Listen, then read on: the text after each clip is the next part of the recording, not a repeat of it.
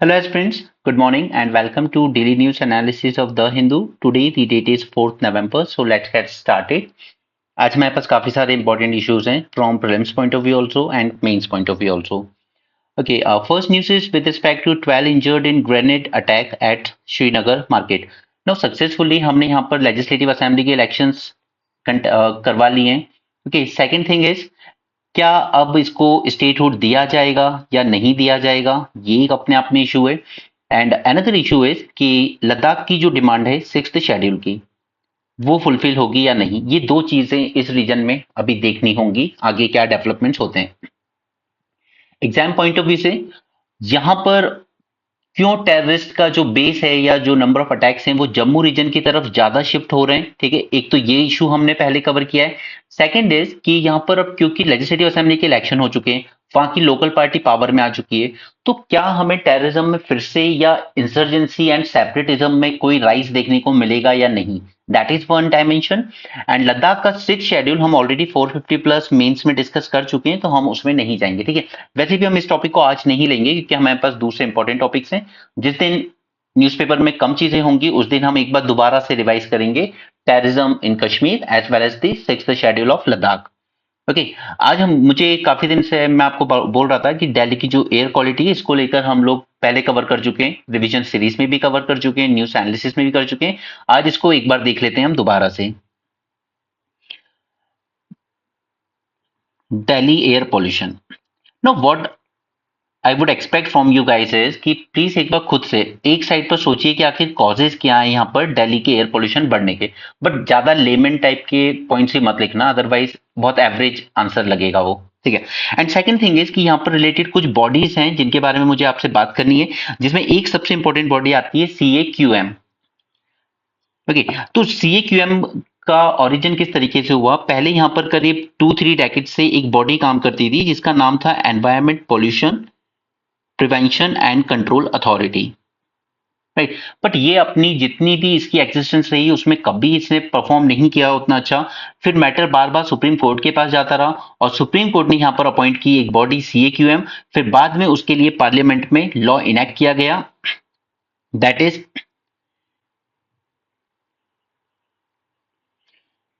Air quality management, और ये पूरे NCR रीजन को कवर करता है. सो डोंट थिंक कि सिर्फ दिल्ली की बात हो रही, नहीं. हरियाणा का जो एरिया NCR में आ रहा है, राजस्थान का जो एरिया आ रहा है, यूपी का जो एरिया आ रहा है पूरा.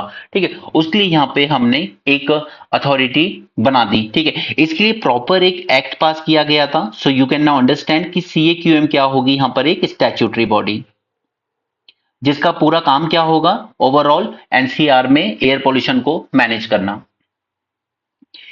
This was the first body.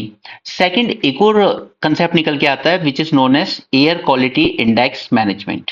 ठीक है, AQI. AQI के रिस्पेक्ट में इसे बनाया किसने, इस इंडेक्स को इसे बनाया है national pollution control board. Sorry, not national, central pollution control board.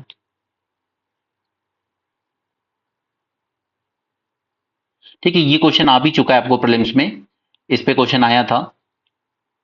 Central pollution control board ने बनाया है एयर क्वालिटी मैनेजमेंट इंडेक्स, और ये मेजर किसको करता है, ये करता है ओवरऑल 8 पॉल्यूटेंट्स को.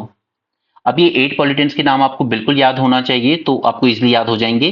PM2.5 and PM10. ठीक है, दो ये हो गए. दूसरे एसिड रेन आपको पता है 2022 में क्वेश्चन आया था, किसकी वजह से होती है, वो होती है nitrous oxides and sulphur oxides. ठीक है. दूसरा कार्बन मोनोऑक्साइड एंड ओजोन, 6 हो गई. और लास्टली अमोनिया एंड लेड.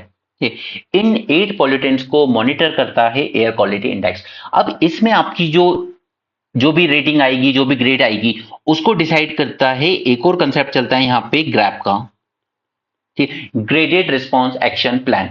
ये डिपेंड करेगा, ये आपको 4 अलग अलग लिमिट में बांध देता है कि आपका पॉल्यूटेंट्स का लेवल क्या है. उस पे बेस्ड अगर फर्स्ट लेवल पर अभी हम हैं तो कुछ एक्टिविटीज बंद कर दी जाएंगी. ठीक है, सेकंड लेवल पे अगर गए तो गाड़ियों में ऑड इवन का कंसेप्ट आ जाएगा, या पावर प्लांट को एक पर्टिकुलर टाइम के लिए शट डाउन कर दिया जाएगा. और ज्यादा बुरी हालात होगी तो कंस्ट्रक्शन सेक्टर में थोड़े दिन के लिए बंद कर दिया जाएगा, क्योंकि ऑब्वियसली बात है कंस्ट्रक्शन में यहाँ पे क्या होगा, अल्टीमेटली डस्ट पार्टिकल्स उड़ते हैं ऑल दोस थिंग। फिर फोर्थ लेवल पे अगर आ गए आप तो और भी ज्यादा स्ट्रिंजेंट मेजर्स ले जाएंगे। ये मेजर्स याद रखने की जरूरत नहीं है, सिर्फ ग्रेडेड रिस्पॉन्स क्या है वो पता होना चाहिए कि जितना पॉल्यूशन बढ़ता जाएगा उस हिसाब से जो मेजर्स होंगे वो और ज्यादा स्ट्रिंजेंट होते जाएंगे। और ये सब डिपेंड करेगा कि हमारा एयर क्वालिटी इंडेक्स जो है वो क्या रेटिंग दिखा रहा है अभी। ओके, जो कि मेजर करता है इन 8 पॉल्यूटेंट्स को। तो ये जो तीन कंसेप्ट हुए यहाँ पर, CAQM, AQI एंड GRAP, ठीक है, ये आपके प्रीलिम्स के लिए इंपॉर्टेंट हो सकता है। चलिए आगे चलते हैं हम लोग। अब सोचिए कि कॉजेज क्या है यहाँ पर। कॉजेज क्या हो सकते हैं, तो अभी रिसेंटली सबसे इंपॉर्टेंट जो कॉज चल रहा है वो है स्टबल बर्निंग का। पंजाब रीजन में होती है, हरियाणा रीजन में होती है और उस वजह से यहाँ पर प्रॉब्लम्स होती है। अब ये स्टबल बर्निंग क्यों करनी पड़ रही है, क्योंकि इनको अगले 20 दिन के अंदर ही दूसरी फसल ग्रो करनी होती है। तो हम लोग यहाँ पे इसका सॉल्यूशन क्या ढूंढा था हमने, चलिए सॉल्यूशन की बात बाद में करेंगे, पहले प्रॉब्लम्स जान लेते हैं कि करके कॉजेज क्या है। दूसरा है रिड्यूस स्पीड विंड। अभी विंटर के ऑनसेट के टाइम पर क्या होता है कि विंड में मॉइस्चर ज्यादा होने लगता है, ये हैवी ज्यादा होने लगती है, तो उसकी जो स्पीड होती है ओवरऑल वो कम हो जाती है। और ये स्पीड कम होने की वजह से जो पॉल्यूटेंट्स होते हैं वो जिस जगह होते हैं वो वैसे ही रह जाते हैं, हवा के साथ वो दूसरी जगह शिफ्ट नहीं होंगे, और इसलिए आपको इसका कंसंट्रेशन और ज्यादा फील होता है। थर्ड है नॉर्थ वेस्टर्न विंड्स। अब नॉर्थ वेस्ट से जो विंड्स आ रही है वो काफी ड्राई टाइप की आती हैं, क्योंकि ईरान से, पाकिस्तान, अफगानिस्तान साइड से जो विंड आती है काफी ड्राई इन नेचर होती है, इसलिए भी हमें यहाँ पर पॉल्यूटेंट्स ज्यादा फील होते हैं। And fourth and most important thing is, जो कि आपको आंसर में अगर दिखेगा तो बहुत इंपैक्टफुल लगेगा, और अगर नहीं है तो फिर ये माना जाएगा कि आपने एक एवरेज आंसर लिखा है। Fourth reason is there is a dip in temperature which lowers the inversion height. Now what is the inversion height? See, inversion height आप एक ऐसी लेयर इमेजिन कीजिए जिससे ऊपर पॉल्यूटेंट्स नहीं जा सकते, यानी कि आप ग्राउंड लेवल पे जो पॉल्यूटेंट्स है वो यहीं रह जाएंगे। ऊपर जो लेयर है जिसको हम कह रहे हैं इन्वर्जन हाइट, उसके ऊपर तो पॉल्यूटेंट्स वैसे भी नहीं जाते, तो ये जो लेयर है ना ये और नीचे आ जाती है, क्योंकि टेम्परेचर डिप करने लगता है यहाँ पर विंटर्स में। ओके, तो टेम्परेचर अब जैसे कम होगा तो ये इन्वर्जन हाइट और नीचे आती जाएगी, यानी कि आपकी जो लेयर थी, ठीक है, जहां तक पॉल्यूटेंट्स रह सकते थे, ये लेयर टेम्परेचर कम होने के साथ साथ अब ये लेयर और नीचे आ गई ग्राउंड के और ज्यादा करीब, तो ये पॉल्यूटेंट्स को यहीं पे ट्रैप करके रखेगी और आपको और ज्यादा पॉल्यूशन फील होगा। Right, this is an important point. बाकी के points like your vacuolar emission, automobile and all, और अभी दिवाली गई है तो फायर क्रैकर एक बहुत इंपॉर्टेंट रीजन रहा है यहाँ पर। और दूसरा बाकी की जो कंस्ट्रक्शन एक्टिविटीज हैं हमारी, या फिर पावर प्लांट्स हैं, ये कुछ रीजन है जिनकी वजह से ये होता है। सॉल्यूशन तो इनके लिए गवर्नमेंट ने क्या स्टेप लिए हैं, कुछ, हाँ कुछ तो लिए हैं। जैसे स्टेबल बनने के लिए हम लोग क्या लेके आए, हम लोग हैप्पी सीडर टाइप की चीजें ले आए फार्मर के लिए, कि आप ये हैप्पी सीडर मशीन यूज कीजिए और इसको बर्न मत कीजिए, आप इसको कट कीजिए, फिर पैलेट्स में कन्वर्ट करेंगे, पावर प्लांट पे यूज करेंगे, तो वहां पर आपको एक इनकम भी होगी। ठीक है, इसके अलावा स्टेबल बर्निंग करने का जो फार्मर कहता है कि मैं हैप्पी सीडर भी यूज कर लूं लेकिन मुझे अगली फसल जल्दी ग्रो करनी है, मेरे पास 20 दिन का टाइम है, तो मैं क्या करूं, तो उसके लिए हम लोग पूसा की एक न्यू वैरायटी लेके आए which is named as Pusa 2090। इसने क्या किया, इसने, ये जल्दी ग्रो होती है, जल्दी मैच्योर हो जाती है, तो आप जल्दी काट सकते हो, ताकि अगली जो वीट आपको ग्रो करनी है उसके बीच में आपको ऑलमोस्ट 30 डेज का टाइम स्लॉट मिल जाता है। और ये जो 30 डेज का टाइम स्लॉट है ये सफिशियंट है कि आप इसको इजीली हैप्पी सीडर के थ्रू यूज कर लें या फिर इसको कट डाउन कर लें, आराम से जलाने की जरूरत नहीं पड़ेगी। ओके, तो ये दो स्टेप हमने यहां पर लिए। ये नेचुरल फैक्टर्स हैं, reduce wind speed, north west या डिप इन टेम्परेचर, इसका कुछ नहीं किया जा सकता। वैक्यूलर एमिशन के लिए हमने क्या किया, हमने डायरेक्टली BS4 से हम कहां जंप कर गए, BS6 नॉर्म्स पे। राइट, उसके अलावा हमने क्या कहा कि आप पब्लिक ट्रांसपोर्ट को हम ज्यादा बढ़ावा देंगे। ओके, देन फायर क्रैकर्स, तो उस पर बैन लगाया गया था, हालांकि वो बैन इफेक्टिव नहीं रहा। बाकी कंस्ट्रक्शन वगैरह पर, तो ये जब हमारा ग्रेडेड एक्शन प्लान यूज होता है तो उसमें अगर हद से ज्यादा पॉल्यूशन हो रहा है तो फिर उस पर्टिकुलर टाइम के लिए, कुछ दिन के लिए हम कंस्ट्रक्शन एक्टिविटीज बैन कर देते हैं। Okay, these are the causes and उनके सॉल्यूशन। और ये जो तीन बॉडीज हैं ये आपके प्रीलिम्स के लिए इंपॉर्टेंट है, ये okay, air quality index and graded response action plan. Alright, तो यहां पे हमने दिल्ली की एयर क्वालिटी को लेकर जो इशू था उस पर बात कर ली है। Bank workers seek steps to address staff shortage. अब देखिए पिछले कुछ टाइम में क्या हुआ है, पहले हम लोग क्या लेकर आए, PM जनधन योजना लेके आए, ठीक है, हमने कहा सब कुछ डिजिटलाइज होना चाहिए, करोड़ों लोग के अकाउंट खोलेंगे, ठीक है, खोल दीजिए। उसके बाद आप और स्कीम्स ले आए जैसे लाडली बहन योजना।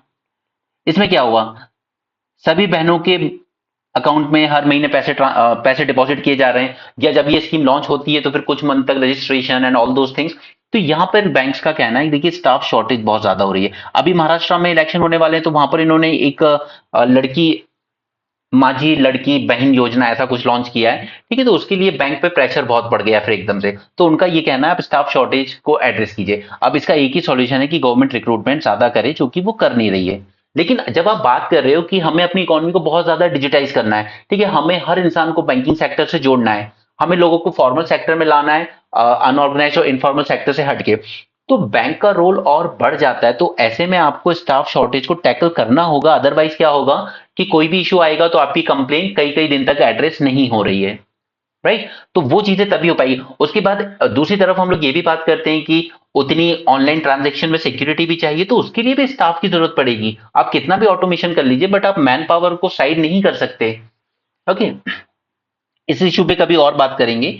Next is mixed bag for supreme court collegium in judicial appointment. तो ये सुप्रीम कोर्ट का हमेशा स्टैंड रहा है, वो ये तो मानता है कि हाँ थोड़ा बहुत क्रिटिसिज्म जेन्युइन है कोलिजियम पे, बट उसका ये कहना है कि गवर्नमेंट जो प्रपोजल देती है हमेशा कि एग्जीक्यूटिव यानी कि prime minister and council of minister, इसका कुछ ना कुछ रोल होना चाहिए जुडिशरी के साथ इन द अपॉइंटमेंट ऑफ जजेस। तो उनको उनका ये कहना है कि collegium may not be perfect, but it is better than the alternatives available. क्योंकि गवर्नमेंट का अगर जजेस अपॉइंट करने में रोल होगा तो फिर जजमेंट फेयर आएंगे या नहीं इसकी कोई गारंटी नहीं है। बट ये पॉइंट भी सुप्रीम कोर्ट का बिल्कुल वैलिड नहीं है, क्योंकि अगर एग्जीक्यूटिव यानी गवर्नमेंट का रोल अगर इनके अपॉइंटमेंट पे नहीं है ना, तो गवर्नमेंट का पूरा पूरा रोल इनके पोस्ट रिटायरमेंट जॉब में है। कैसे एक chief justice of India retire होता है और कभी उसको एनजीटी में बिठा दिया जाता है, कभी नेशनल ह्यूमन राइट्स काउंसिल में बिठा दिया जाता है, या फिर कई बार गवर्नमेंट अलग अलग कमीशन कमिटी अपॉइंट करती है, जैसे लोधा कमीशन, मलीमत कमेटी, उस तरीके की जगह पर आपको बिठा दिया जाता है। तो पोस्ट रिटायरमेंट जॉब का जो कंसेप्ट है यहाँ पर जुडिशरी में, पोस्ट रिटायरमेंट जॉब, और ओके, और ये पूरी तरीके से किसके हाथ में? गवर्नमेंट के हाथ में, राइट। जिन जज ने अयोध्या टेंपल पर जजमेंट दिया उनको रिटायर होते ही राज्यसभा नॉमिनेट कर दिया गया। क्या हुआ? पोस्ट रिटायरमेंट जॉब किसने नॉमिनेट किया? बीजेपी ने, यानी कि जो गवर्नमेंट पावर में। तो ये जो आर्ग्यूमेंट है इनका कि एग्जीक्यूटिव का इंटरफेरेंस अपॉइंटमेंट में ठीक नहीं है, तो फिर एग्जीक्यूटिव का इंटरफेरेंस पोस्ट रिटायरमेंट जॉब में भी सही नहीं है, ठीक है। ये पोस्ट रिटायरमेंट जॉब जैसी चीजें नहीं होनी चाहिए फिर। अदरवाइज जिस जज को लग रहा है मेरा रिटायरमेंट आ रहा है 1 साल बाद या 6 महीने बाद, वो गवर्नमेंट के फेवर में ही जजमेंट देना पसंद करेगा ताकि पोस्ट रिटायरमेंट उसको कुछ बेनिफिट मिल सके। एंड ये जो कमिटी कमीशन की मीटिंग्स होती है ना, इनको आप ज्यादा लाइटली मत लीजिए। लोधा पैनल की जब हुई थी बीसीसीआई को रिफॉर्म करने के लिए, या आईपीएल में कुछ स्कैम हुए थे उसको इन्वेस्टिगेट करने के लिए, एक एक मीटिंग का 2-2 लाख 3-3 लाख रुपए मिलता है, ओके। और ये 6-6 महीने तक अपनी मीटिंग करते रहते हैं, लगातार स्ट्रेच करते रहते हैं। ऐसा नहीं है कि वो इन्वेस्टिगेशन 1 महीने में कंप्लीट नहीं हो सकती थी, बट सब अपने पैसे बनाने में लगे होते हैं। Okay, that is the practical, that is reality. Right. So the thing is, solution क्या है? सॉल्यूशन सिर्फ एक ही है, जो हमने यूएसए की कॉन्स्टिट्यूशन में देखा कि वहां जज कभी रिटायर नहीं होते, ठीक है। वहां सुप्रीम कोर्ट यानी उनका फेडरल कोर्ट कहलाता है, वहां जज कभी रिटायर नहीं होते। जब उन्हें लगता है कि mentally now they are unfit, जब उनकी हेल्थ डेटोरेट होना शुरू हो जाती है, तब वो खुद वॉलेंटरली पूरी तरीके से रिटायर हो जाते हैं जुडिशरी फील्ड से। ओके, तो हम इंडिया में सिर्फ वैसे ही कुछ कर सकते हैं कि हम इस रिटायरमेंट की जो 65 ईयर की एज है, या तो इसको बढ़ा के आप 70 ईयर कर लीजिए, या फिर यूएसए की तरह कंसेप्ट कर लीजिए कि यू आर नेवर रिटायर्ड। जब आपको खुद लगे यू आर मेंटली अनफिट, तब आप अपने आप को रिटायर कर सकते हो उस चीज से। ओके, उसका बेनिफिट ये होगा दैट कभी भी जज पे कोई प्रेशर नहीं होगा, ओके। और दूसरा कि कभी भी बायसनेस की कोई पॉसिबिलिटी नहीं रह जाएगी, क्योंकि कोई टेम्पटेशन नहीं है। गवर्नमेंट से क्या लेना देना है आपको? आप तो जब तक मेंटली फिट हो आप रही है, ठीक है। और एक और इसका सबसे बड़ा बेनिफिट ये होता है कि ये जो जजेस होते हैं, सपोज कि इसने 40 के आसपास, ये पहली बार कभी जज बना होगा डिस्ट्रिक्ट लेवल पे, राइज करते करते ये 65 तक आते आते इसके पास 25 साल का बेस्ट एक्सपीरियंस है। अब इस एक्सपीरियंस को हमें वेस्ट नहीं करना चाहिए। लेकिन ये भी नहीं है कि जुडिशरी के आदमी को उठा के आप उधर बिठा दो, एनजीटी या ह्यूमन राइट्स कमीशन में, ठीक है, वहां भी वो अपना 100% नहीं दे पाएगा। लेकिन बेस्ट होगा अगर हम इस आदमी के 25 साल के एक्सपीरियंस को यूज करें कॉन्स्टिट्यूशनल कोर्ट में, जिसकी बात हर बार की जाती है कि कॉन्स्टिट्यूशनल कोर्ट बनाने की जरूरत है हमें। दैट मीन्स सुप्रीम कोर्ट को बाइफरकेट करने की, ठीक है। मैंने पहले भी आपसे ये सारे पॉइंट्स डिस्कस किए। सुप्रीम कोर्ट है हमारा, एक होगा court of appeal, that is high court से जो अपील आएंगी उनको हैंडल करेगा in both civil case as well as criminal case.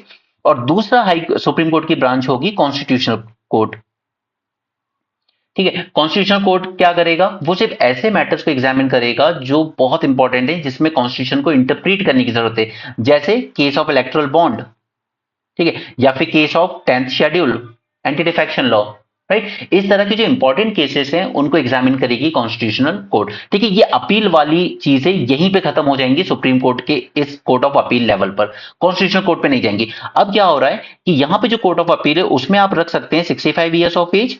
ठीक है, इसके बाद अगर ये बंदा यहां से रिटायर हो जाता है, कोर्ट ऑफ अपील में आपका काम हो गया, क्योंकि ऑब्वियसली बात है कि इनको यहां से रिटायर करना भी जरूरी है, अदरवाइज जो फ्रेश टैलेंट है वो कहां जाएगा। ठीक है, ये तो वही बात हो गई कि ब्यूरोक्रेसी या पुलिस में आप एक्सटेंशन देते रहिए, जैसा आज स्टेट गवर्नमेंट कर रही है अपने वोट बैंक के लिए। जैसे हमारे मध्य प्रदेश में हुआ, 60 वालों को कहा आपको 62 तक एक्सटेंशन दे रहे हैं। ठीक है, फिर और बढ़ा के 65 कर दोगे कल को, बट फिर वो यूथ कहां जाएगा, वो कहां जॉब करेगा। ठीक है, तो जुडिशरी में इनका 65 में यहाँ रिटायर होना भी जरूरी है, but at the same time ये जो इनका एक्सपीरियंस है, अब इनकी अपॉइंटमेंट होनी चाहिए कॉन्स्टिट्यूशन कोर्ट में। अब यहाँ पे आप तब तक कीजिए जब तक आप अपने आप को मेंटली फिट महसूस कर रहे हो। ठीक है, तो ये जो आपका 65 ईयर्स तक का जो एक्सपीरियंस है, वो एक्सपीरियंस यहां काम आएगा in the interpretation of constitution, right. This is the solution जो इस लॉक जैम को ब्रेक कर सकता है कि ये जो पोस्ट रिटायरमेंट जॉब का टेम्पटेशन है, जिसकी वजह से गवर्नमेंट की तरफ बायस जजमेंट दिए जा रहे हैं, वो सिनेरियो हैंडल किया जा सकता है इसके थ्रू। ओके, दिस इज ये मेरे पर्सनल ओपिनियन नहीं है, ये ओवर द ईयर अलग अलग कमिटीज ने रिकमेंडेशन दिए हैं, ये कोई हम अपने मन से नहीं बता रहे हैं आपको। ओके, बट दीज थिंग्स, ये पॉइंट्स जब आप लोग बोलते हो, चाहे मेंस में लिखो चाहे इंटरव्यू में लिखो, ठीक है, मतलब बोलो, तो ये दिखाता है आपकी मैच्योरिटी कि आपको अंडरस्टैंडिंग कितनी है, या आपके पास वो आइडियाज है, वो अंडरस्टैंडिंग है कि आप फ्यूचर में आने वाले चैलेंजेस को हैंडल कर सकते हो। ठीक है, आगे चलें। चलिए नेक्स्ट टॉपिक पे चलते हैं। ये सब दिल्ली की न्यूज है, दिल्ली में क्राइम के अलावा और कुछ नहीं मिलेगा आपको। Assam and Meghalaya villagers join hands against sand mining. Now sand mining is big issue, ठीक है, when it comes to illegal sand mining, illegal sand mining. तो यहाँ पर इन लोगों ने यही किया है कि यहाँ पे जो विलेजर्स है उन्होंने कहा है कि ये मैटर हमें खुद ही देखना होगा, गवर्नमेंट हमारे उसको सीरियसली नहीं ले रही है। यानी कि कहीं ना कहीं कुछ तो इसमें ऐसा हो रहा है जो विलेजर्स को ज्यादा दिक्कत दे रहा है। ओके, गवर्नमेंट जो भी क्लेम करे कि रेवेन्यू लॉस ये वो, बट विलेजर्स यानी कि उनकी जो बायोडाइवर्सिटी है उसको हार्म हो रहा है, उनकी जो रिवर है उसको हार्म हो रहा है। तो चलिए इस टॉपिक को हम डायरेक्टली पूरा क्वेश्चन आंसर के फॉर्मेट में ही तैयार करेंगे। यहाँ पे दो चीजों का ध्यान रखिएगा। फर्स्ट थिंग इज कि आपको पता होना चाहिए कि आखिर कॉजेज क्या हैं, क्यों होती है ये इलीगल सैंड माइनिंग, कॉन्सिक्वेंसेस क्या होते हैं इसके, एंड थर्ड थिंग इज कि गवर्नमेंट ने इसके लिए कोई इनिशिएटिव्स लिए हैं या नहीं लिए हैं। ओके, तो चलिए पहले कॉजेज सोचिए। First is the effective lack of regulation. मैं अभी आपको गवर्नमेंट मैचेस में बताऊंगा, काफी रेगुलेशन है गवर्नमेंट के, बट उनकी इफेक्टिव एनफोर्समेंट नहीं होती है, इसीलिए ये इलीगल सैंड माइनिंग हर स्टेट में आपको देखने को मिलेगी, यूपी हो, एमपी हो या तमिलनाडु हो। ठीक है, नेक्स्ट इज दूसरा रीजन है there is high demand in construction sector for sand, high demand for construction material. This the second reason जिसकी वजह से इलीगली करनी पड़ती है। अब लीगल क्यों नहीं होता, उसका सबसे बड़ा रीजन है corruption, corruption and mafia influence. No don't take it personally, but एक टाइम था, अच्छी खासी जांच भी हुई है शिवराज सिंह चौहान पर, जो कि मध्य प्रदेश के सीएम रहे। ये माना जाता था हमारे पूरे स्टेट में कि पूरा जो इलीगल सैंड माइनिंग है उसके मेन बॉस यही हैं, सीएम साहब। ठीक है, इसे कभी ये ट्रक्स वगैरह पकड़ा देते थे ऑलवेज से कि आप लोग जानते ही हो किसके हैं। ठीक है, तो ये illegal sand mining Narmada river में बहुत होती थी और ये लगभग हर जगह होती है। ठीक है, इसका पूरा पूरा है corruption and mafia influence. Politicians का इन माफियाज के साथ पूरा पूरा लिंकेज होता है, पुलिस का भी होता है, सबका होता है। आपने एक आईएएस का नाम सुना होगा कुछ साल पहले, शक्ति दुर्गा दुर्गा शक्ति नागपाल, ओके ऐसे ही कुछ नाम था। उनके टाइम, उस टाइम अखिलेश सीएम हुआ करते थे उत्तर प्रदेश के। ठीक है, तब वो बहुत हाईलाइट हुई थी जब उन्होंने काफी सारे ट्रक्स पकड़ लिए थे इलीगल सैंड माइनिंग के, बट बाद में छोड़ने पड़े। And another reason is there is lack of sustainable alternative. अब अगर आप कंस्ट्रक्शन सेक्टर में सैंड यूज नहीं करोगे तो क्या यूज करोगे, इज देयर एनी ऑल्टरनेटिव? हाँ, कुछ एक है टेक्नोलॉजी बेस्ड, जैसे 3D प्रिंटिंग वगैरह है, बट वो उतना सस्टेबल नहीं है अभी। ठीक है, तो दीज आर दी कॉजेज, 4-5 पता हो बस सफिशिएंट है। ठीक है, सेकंड इज, नेक्स्ट इज आखिर कॉन्सिक्वेंसेज क्या है इसके। इलीगल सैंड माइनिंग अगर हो रही है तो उसके कॉन्सिक्वेंसेज क्या होंगे। सबसे बड़ा, सबसे मेन जिसकी वजह से मेघालय असम में विलेजेस को अपने हाथों में लेना पड़ा मैटर, उसका सबसे इंपॉर्टेंट रीजन था river bank erosion, erosion and habitat destruction. Now you know Narmada west flowing river है, ठीक है, वो जाके डेल्टा नहीं बनाती क्योंकि वो ज्यादा सेडिमेंट्स कैरी नहीं करती, लेकिन वो जाके एस्चुरी बनाती है। अगर आप इस तरीके से यहाँ से पूरी रेत निकालने लगोगे तो क्या वो वहां पे एस्चुरीज बनाएगी? नहीं। क्या वहां की फिर जो बायोडाइवर्सिटी है, जो स्पीशीज है, उनको वो उनका हैबिटेट डिस्ट्रक्शन नहीं होगा? बिल्कुल होगा, राइट। और जब आप ये रेत निकालते जाते हो तो आप क्या कर रहे हो कि जो रिवर बैंक है उसको इरोड करना शुरू करते हो, और रिवर बैंक इरोजन जैसे जैसे होता जाएगा तो फिर कल को बरसात में जब ज्यादा बारिश होगी तो अल्टीमेटली यही पानी रिवर का ये लोगों के खेतों में, घरों में और अर्बन सिटीज में घुसता है, ठीक है। तो अल्टीमेटली फिर वो अर्बन फ्लड वाले सिचुएशन आती है। Second is it lead to flooding and increase sedimentation, ठीक है। Third is ground water depletion, क्योंकि आपने और पता है ये अगर सैंड आप कोस्टल वाली जो सैंड है अगर उसको वो कर रहे हो ना, आप उसको इलीगली माइनिंग कर रहे हो कोस्टल सैंड, ठीक है, तो उससे क्या होता है कि जो सैलाइन वाटर है समंदर का, ये सैलाइन वाटर एंटर करता है कोस्ट से आगे आके और अल्टीमेटली आपका जो ग्राउंड वाटर है उसको और ज्यादा डिप्लीट करता है, और आपका जो पूरा लैंड है वो एग्रीकल्चर के लिए उतना सुटेबल फिर नहीं रह जाता। और ये इंसिडेंट सबसे ज्यादा हमें देखने को मिले हैं केरल में, जहां सैलाइन वाटर पूरी तरीके से ग्राउंड वाटर में पेनिट्रेट कर चुका है, right. Next is biodiversity loss, कि दीस माइनिंग डिस्टर्ब एवरीथिंग, रिवर के अंदर भी और रिवर के सराउंडिंग में भी, जैसे कई बार छोटे से मिडोस बने होते हैं, वेटलैंड्स बने होते हैं, उनको भी वो पूरा डिस्टर्ब करता है, ठीक है। So these are few consequences. No what are the measures और इनिशिएटिव्स टेकन बाय गवर्नमेंट? तो गवर्नमेंट इनिशिएटिव्स की बात करते हैं। Now, when it comes to government initiative, remember that mines and mineral development bill मैंने आपके साथ डिस्कस किया था लास्ट प्रीलिम से पहले जब अमेंडमेंट हुआ था इसमें, ठीक है। Mines and mineral development bill में क्या किया गया था कि आपने सैंड को डिक्लेयर कर दिया था minor mineral. Minor mineral declare करने से क्या फायदा होगा कि अब ये चला गया स्टेट गवर्नमेंट के कंट्रोल में, तो स्टेट गवर्नमेंट इसको बेटर मॉनिटर कर सकती है। बट सच्चाई जो है प्रैक्टिकली ग्राउंड लेवल पर कि स्टेट गवर्नमेंट में बैठे हुए पॉलिटिशियंस ही असली रेत के माफिया हैं।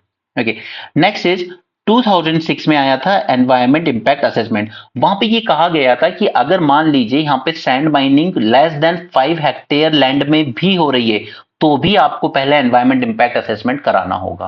ओके, उससे पहले ये था कि अगर 5 हेक्टेयर से कम में हो रही है तो कोई दिक्कत नहीं है, लेकिन यहां पर कहा गया कि अब 5 हेक्टेयर से अगर कम में भी हो रही है माइनिंग तो भी आप एनवायरमेंट इंपैक्ट असेसमेंट कराइए कि इससे वहां की बायोडायवर्सिटी पे, वहां के रिवर्स पे, वहां के रिवर बैंक्स पर क्या असर पड़ेगा। Okay, then in 2016, government came up with sustainable sand management guideline.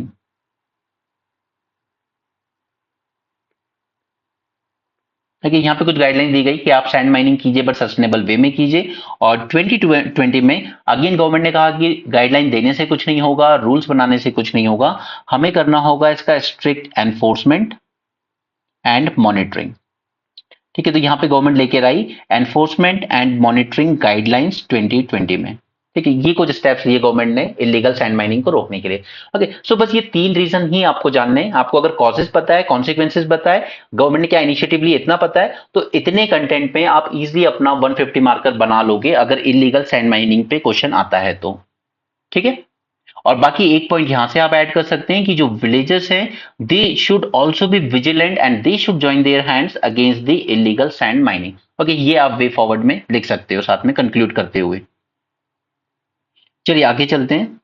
ये सब बकवास बातें, इनको मत करो। हाँ, ब्रिक्स का ये एक पॉइंट ठीक है, बट आई वुड से कि थोड़ा सा यहाँ पे ये इमोशन में बह गए क्योंकि ये रिटायर्ड कर्नल रहे हैं and he is also farmer director of minister of external affairs, okay, and farmer director in military intelligence also.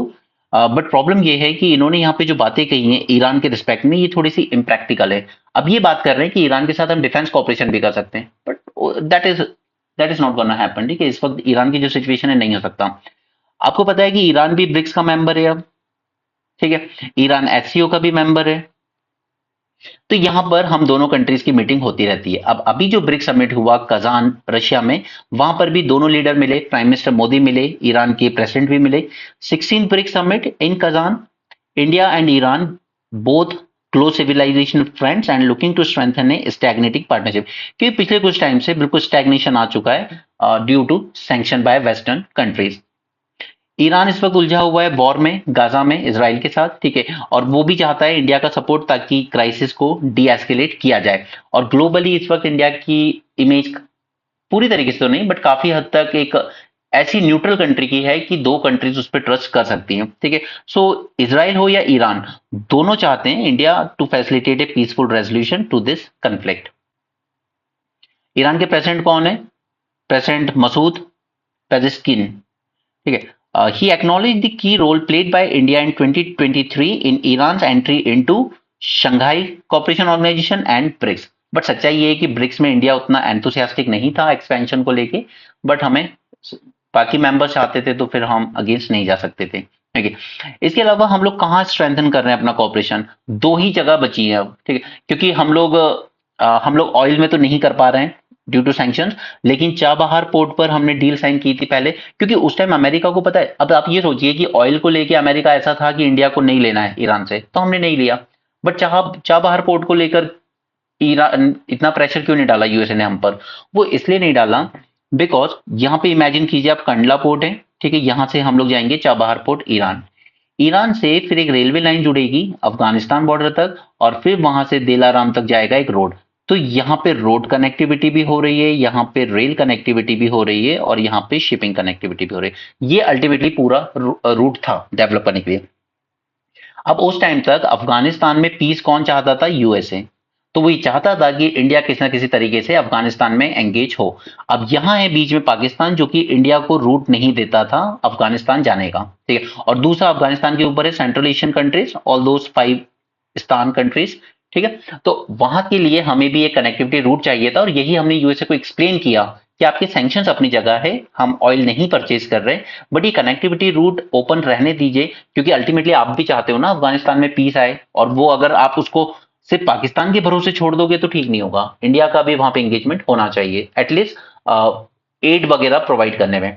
और दूसरा, नॉर्थ साउथ ट्रांसपोर्ट कॉरिडोर हम लोग क्यों बना रहे हैं? क्योंकि हम लोग इधर यहाँ पे जो इतने अटैक्स चल रहे हैं रेड सी में हाउदी रेबल्स के, ठीक है, उसके बाद स्विस कैनाल की वल्नरेबिलिटी भी है। एक बार वहां पे एक शिप फंस गया था 3 दिन तक, तब पूरा ट्रेड अफेक्ट हुआ। तो हम लोग चाहते हैं कि रशिया के साथ ऊपर डील करने के लिए ईरान से होते हुए कैस्पियन सी से होते हुए सीधे रशिया, ठीक है। तो ये एक ऑल्टरनेटिव ट्रेड रूट हमारे पास होना चाहिए, ठीक है। तो ये दो इंपॉर्टेंट प्रोजेक्ट्स थे, Chabahar port and international north south transport corridor, जिस पर इंडिया और ईरान साथ में काम कर रहे थे, और यहाँ पे बात की गई है इसी के कॉपरेशन को और ज्यादा स्ट्रेंथन करने की। Iran is vitally important due to its vast reserve of crude oil and natural gas, ठीक है। बट अभी सैंक्शन की वजह से हम ना तो ऑयल में ज्यादा कुछ कर पा रहे हैं, ना ही नेचुरल गैस में कुछ कर पा रहे हैं, ठीक है। ईरान का अगर आप स्टॉक देखोगे तो 24% of oil reserve in West Asia and 12% of the world oil reserve किसके पास है? ईरान के पास, ठीक है। तो ईरान को पूरी तरीके से नेग्लेक्ट भी नहीं कर सकते आप। Chabahar port has been driving force, और अभी मई 13 को हमने साइन किया था 10 year contract for the operation of this port. तो अभी 10 ईयर्स तक इंडिया इस पोर्ट को ऑपरेट करेगा। और सबसे अच्छी बात यह है कि ये लोकेट है आउटसाइड स्ट्रेट ऑफ हॉर्मुज। अब मैं मैप दोबारा नहीं दिखा रहा हूं यहाँ पे, बट आपको अब तक तो याद हो जाना चाहिए ना स्ट्रेट ऑफ हॉर्मुज कहाँ है, बाबल मंडेब कहाँ है।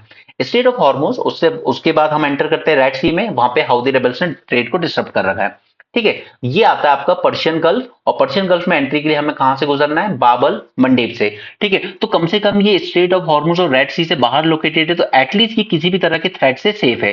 दिस इज वन थिंग कि हम लोग क्यों इस पोर्ट में एंगेज कर रहे हैं, because we are not worried कि यहाँ पे हाउदी रेबल जैसा कुछ हो। हालांकि ईरानी हाउदी रेबल्स को हवा देता है। Okay, next is railway link develop किया जाएगा। एक बार हम इस पोर्ट पे पहुंच गए, ठीक है, अपने कांडला पोर्ट से या मुंबई पोर्ट से, उसके बाद हमें रेल के थ्रू 700 किलोमीटर कनेक्टिविटी की जाएगी चाबहार की जाहिदन सिटी से। ओके, इसको फास्ट ट्रैक करने की बात की गई है। उसके बाद ये जो जाहिदन सिटी है, इस जाहिदन को कनेक्ट किया जाएगा जरान से, जो कि अफगानिस्तान में आता है, ठीक है। तो यहां पर जाहिदन से जरान एक रोड बनाया जाएगा, और अल्टीमेटली हम लोग अफगानिस्तान से कनेक्ट हो पाएंगे, और हम उन्हें ह्यूमैनिटेरियन एड प्रोवाइड कर सकते हैं, ट्रेड कर सकते हैं उनके साथ। ओके, बिफोर मई 2019 जब सैंक्शन और लगे स्ट्रिंजेंट, ट्रंप ने किया था, before May 2019 Iran met almost 12% of India crude oil needs. ठीक है, अब देखिए सबसे बड़ा ट्रेड पार्टनर हुआ करता था इंडिया का ऑयल के रिस्पेक्ट में, बट अब ये टॉप 5 में भी नहीं मिलेगा आपको। Okay, so this oil and gas imports could recommence from the Iran. एक बार इनका अगर इश्यू सॉल्व हो जाए कल को, जो कि ट्रम्प कहता है कि मैं आके वेस्ट एशिया में पूरा पीस स्टैब्लिश करूंगा, बाइडेन एडमिनिस्ट्रेशन ने पूरा डिस्टर्ब कर रखा है वेस्ट एशिया को। अगर कल को पीस आ जाता है इस रीजन में वापस, तो oil and gas imports India फिर से शुरू कर सकता है। ठीक है, इसके बाद एक आपने 2-3 गैस पाइपलाइन अब तक तैयार की होंगी। तापी गैस पाइपलाइन, ठीक है, जो कि तुर्कमेनिस्तान से शुरू होकर अफगानिस्तान जाएगी, अफगानिस्तान से पाकिस्तान, फिर इंडिया। ठीक है, उसके बाद एक पाइपलाइन की बात हुई थी आईपीआई, ईरान, पाकिस्तान और इंडिया। उसी तरीके से यहां पे लोकेटेड है ओमान, और फिर ये है आपका पूरा ईरान। इन दोनों ने आपस में एक नेचुरल गैस पाइपलाइन बनाने की बात की है, ईरान ओमान। अब ईरान से फिर हम लोग एक्सटेंड कर सकते, ये अंडर सी बनेंगी। ठीक है, ये वाली जो ऑयल गैस पाइपलाइन है, तो ईरान ओमान इंडिया, ये भी एक पाइपलाइन बन सकती है फ्यूचर में। ठीक है, क्योंकि ये तापी और आईपीआई तो दोनों ठंडे बस्ते में चली गई ड्यू टू पाकिस्तान। ठीक है, वो ट्रेड करना ही नहीं चाहता इंडिया के साथ। ठीक है, मतलब वो गरीब रहेगा, मरेगा, बट इंडिया के साथ ट्रेड नहीं करेगा। ठीक है, तो चलिए हम न्यू पाइपलाइन बनाने की कोशिश करते हैं ईरान, ओमान और इंडिया की। The ambitious Iran-Oman-India gas pipeline has been under discussion since 1993. In May 22, Iran and Oman agreed to develop two undersea gas pipeline. ठीक है, अंडरसी बनेगी ये, लैंड पे नहीं। ये जो दो हैं तापी एंड आईपीआई, वो लैंड रूट से हैं। This is undersea gas pipeline and oil field along their maritime border. इसके अलावा ये बात कर रहे हैं मिलिट्री कॉपरेशन की, जो कि अभी के कंटेक्स्ट में तो बिल्कुल पॉसिबल नहीं है, बट ईरान ने अपनी स्ट्रेंथ कहां शो की है मिलिट्री में? ईरान ने अपनी स्ट्रेंथ शो की है ड्रोन्स में। ठीक है, रशिया भी ड्रोन परचेज कर रहा है ईरान के। ठीक है, तो इंडिया भी ड्रोन परचेज करना चाहता है, ठीक है, या बनाना चाहता है। तो कम से कम फ्यूचर में कभी जब पीस होगा इस रीजन में, तो ड्रोन एक सेक्टर है जिसमें इंडिया ईरान कॉपरेट कर सकते हैं डिफेंस के रिस्पेक्ट में। ओके, हालांकि जब तक वेस्टर्न सैंक्शंस लगे तब तक तो कुछ नहीं हो सकता।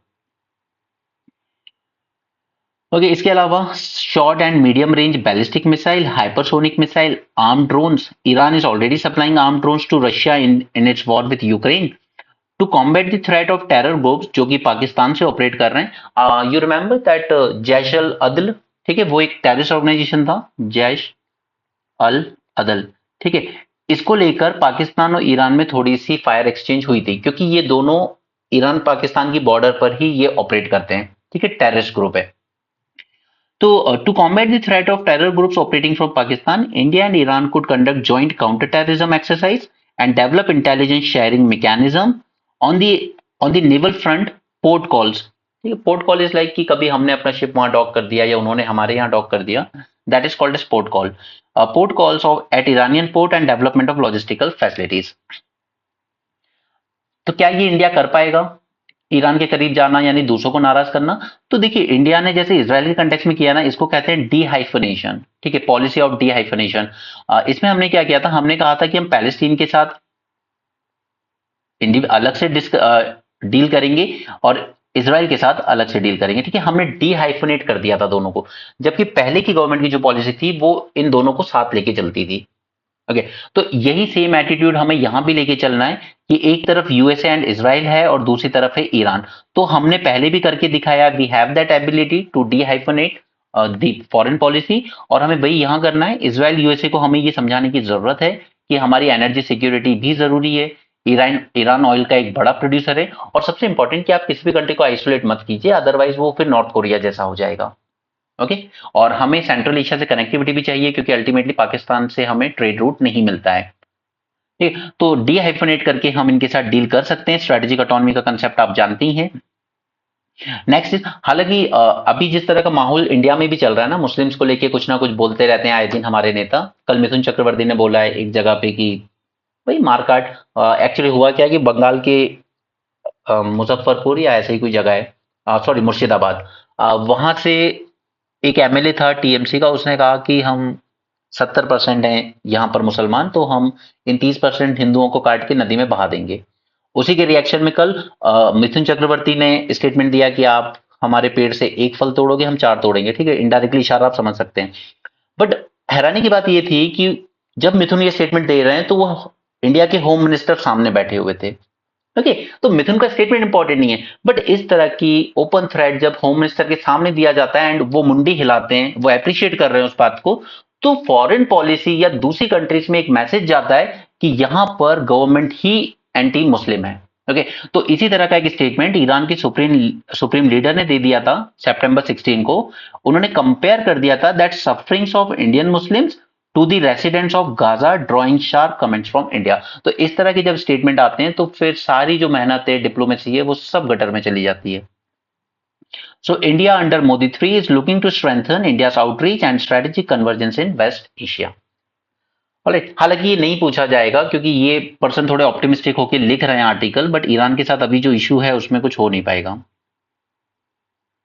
ओके, यहाँ पे मैंने आपके लिए फ्रीबीज को लेकर कुछ पॉइंट्स लिखे हुए हैं, ये आप देख सकते हैं एक बार को, बिकॉज फ्रीबीज आजकल हर स्टेट में हर गवर्नमेंट दे रही है। ठीक, पहले आप ये सोचिए, जस्ट थिंक फ्यू पॉइंट्स कि इसके नेगेटिव इम्पैक्ट्स क्या है। First is financial stability.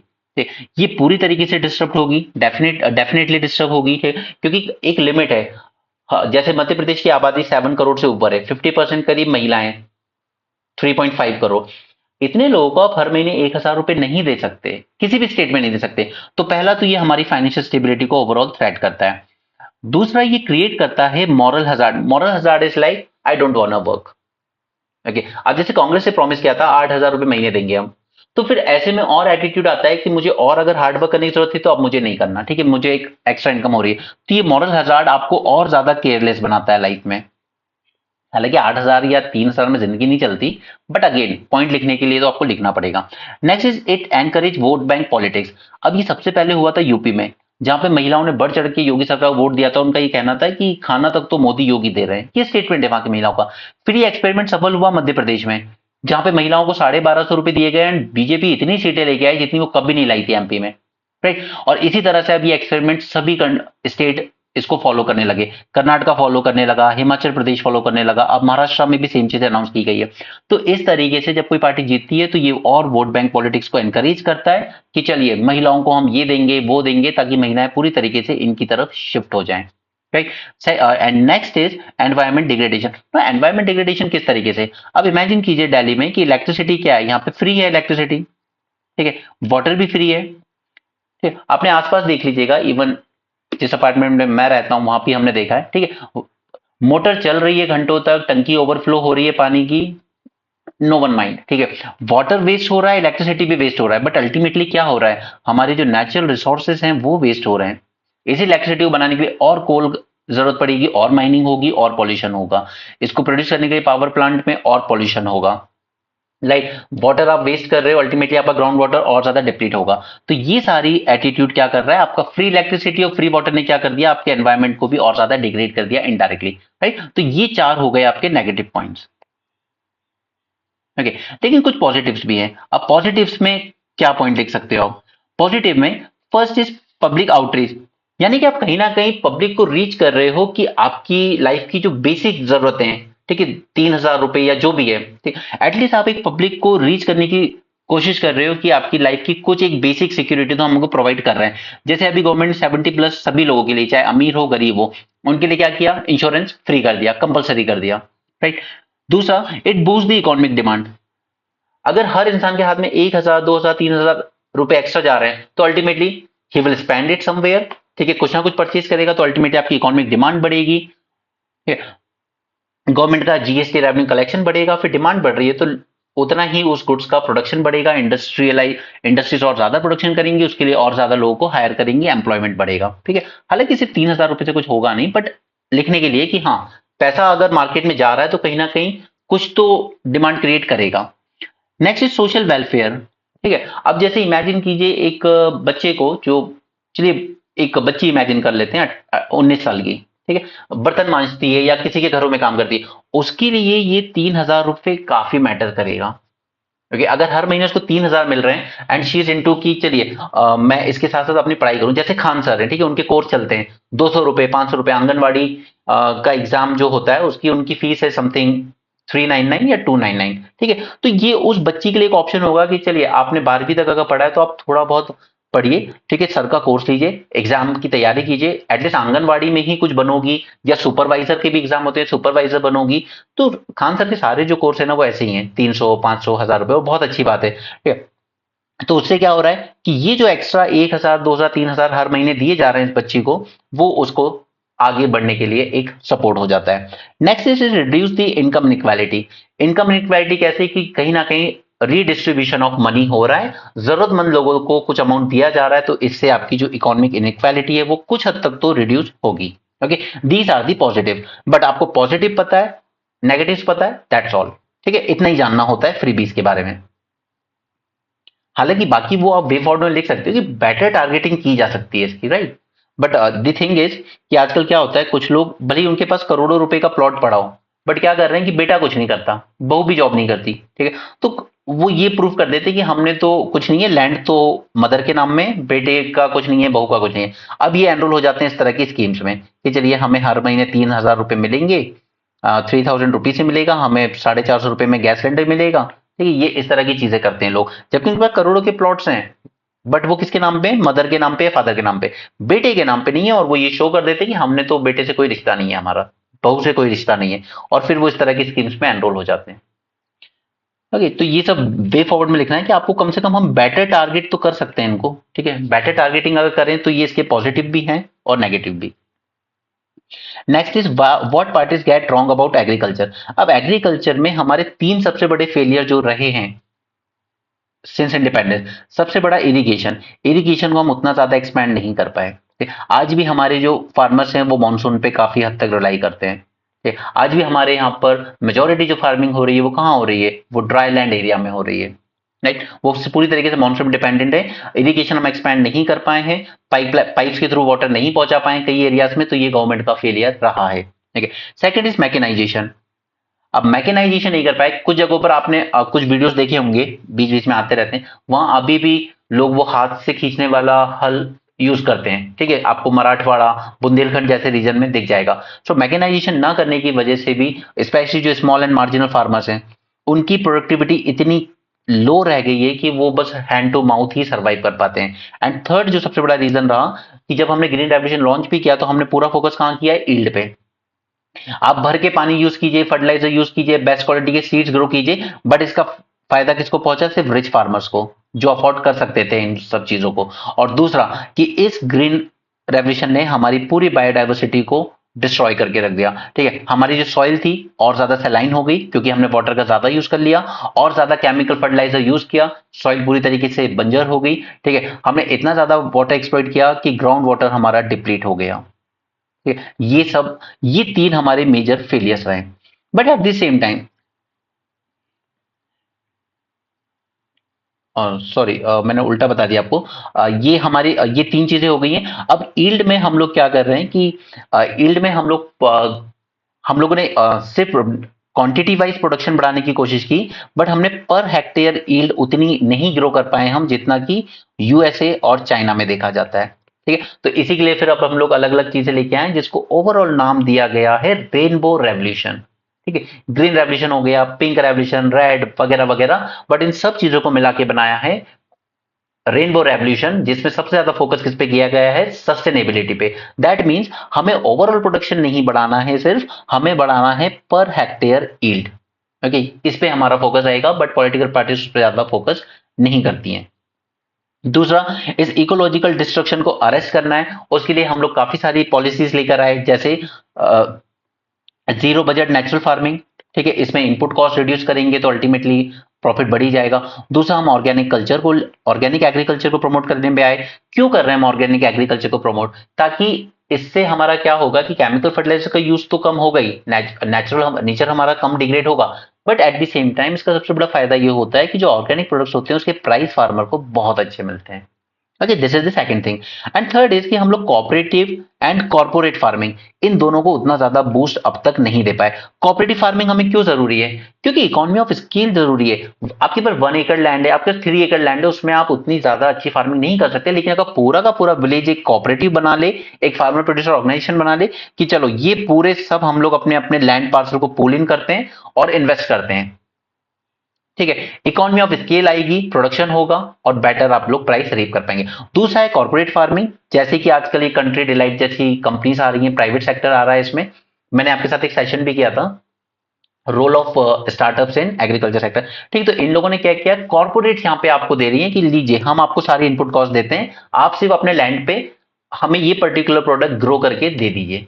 Okay, इसको कहते हैं कॉर्पोरेट फार्मिंग। तो ये दोनों चीज भी प्रमोट करना जरूरी है, राइट। तो at this on one side हम लोग क्या कर रहे हैं, इकोलॉजिकल डिग्रेडेशन को अरेस्ट करने के लिए हम लोग zero budget natural farming, organic farming जैसी चीजों को ला रहे हैं। एट द सेम टाइम हम लोग अपने एग्रीकल्चर को मॉडर्नाइज बनाने के लिए कोऑपरेटिव एंड कॉर्पोरेट फार्मिंग को भी लेकर आ रहे हैं, राइट। सो ये दोनों टॉपिक से यहाँ पे ये इंपॉर्टेंट पॉइंट्स थे जो मुझे डिस्कस करने थे।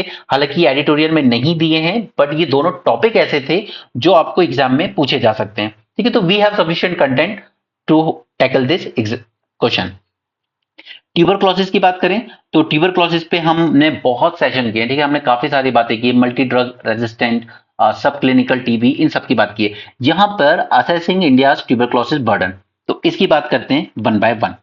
फर्स्ट थिंग इज, अभी तक पिछले साल में हम बार बार एक टर्म के अक्रॉस आए हैं, बीपीएएलएम रेजिमेन। ठीक है, ये क्या है, तो ये न्यू दवाई निकाली गई है, मतलब कॉम्बिनेशन ऑफ डोजेज टीबी को टैकल करने के लिए। और ये दवाइयों के आप नाम याद रखेंगे, ये आपसे एग्जाम में पूछे जाएंगे, राइट। ये बीपीएलएम का में बेडाक्विलिन मिलेगा आपको, प्रिटोमैनिड मिलेगा, लाइंजोलिड मिलेगा एंड मॉक्सी फ्लॉक्सिसिन मिलेगा। ठीक है, ये सब वैक्सीन हैं टीबी को ट्रीट करने के लिए। टीबी का इंडिया में कितना है, वर्ल्ड का 26% बर्डन इंडिया में है, और वर्ल्ड की 26% जो टीबी से होने वाली डेथ है वो भी इंडिया में ही हुई है 2023 में। इसमें एक पैटर्न ऑब्जर्व कीजिएगा आप, इंडिया सबसे ज्यादा 26, जबकि बाकी रेस्ट ऑफ द वर्ल्ड में आपको मोस्टली 33 मिलेगा, बट हमारा अकेले का 26% शेयर है। Second is number of death cause. तो एटलीस्ट एक चीज अच्छी है कि नंबर ऑफ डेथ कॉज 2010 से 2023 तक काफी डिक्रीज हुई है, यानी कि आजकल लोग इसको प्रॉपर ट्रीटमेंट करवा रहे हैं, कहीं ना कहीं गवर्नमेंट के जो इनिशिएटिव्स हैं वो असर दिखा रहे हैं। ठीक है, एक चीज। दूसरा, यहाँ पे एक थोड़ी शॉकिंग सी चीज है कि ये जो टीबी है ये मेल में तो नीचे आ रहा है, ठीक है, बट विमेन में ये इंक्रीज हो रहा है उल्टा। ओके, सो विमेन में हमें टीबी के केसेस में काफी राइज देखने को मिला है पिछले कुछ टाइम से। बैक्टीरियल डिजीज होता है, ये तो आपको पता होगा अब तक। Higher cases in females within the age group of 5 to 24। Now this is most shocking कि आखिर ये सबसे ज्यादा हो भी किसको रहा है, ये जो आप ब्राउन कलर में देख रहे हैं ये फीमेल है, ये सबसे ज्यादा फीमेल में हो रहा है, वो भी इन the age group of 5 to 24। Okay, और 24 में टीबी होना यानी कि या तो ये आपको डेथ देके जाएगा या फिर ये आपको लाइफ लॉन्ग के लिए बीमारी देके जाएगा। So that is bad sign.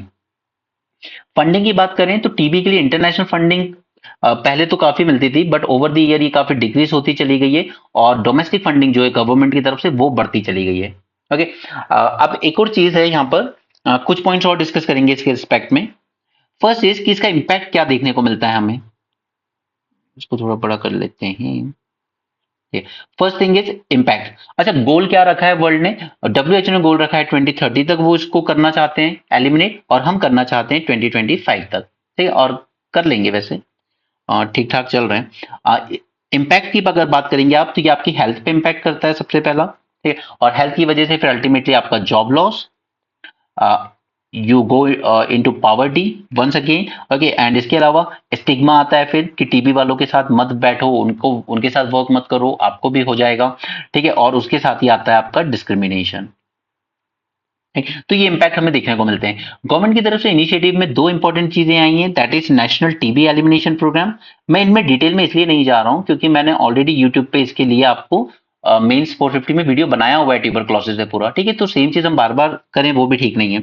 So national tuberculosis elimination programme launch किया हमने, और साथ ही हमने क्या लॉन्च किया, एक निक्षय पोर्टल, ताकि जो प्राइवेट एंड पब्लिक हॉस्पिटल्स हैं वो यहाँ पर मैंडेटरीली रजिस्टर करें कि एक और टीबी पेशेंट आया है, ताकि गवर्नमेंट के पास एक क्लियर कट डेटा हो कि आखिर कितने लोग टीबी से परेशान हैं। ठीक है, और इसी के साथ इनको यहाँ पे 50-100 रुपीज पर मंथ का आउट ऑफ पॉकेट एक्सपेंडिचर दिया जाता है to focus on their nutrition, कि जब तक बॉडी में न्यूट्रिशन नहीं जाएगा आप जो मर्जी चला लो, कुछ नहीं होने वाला है।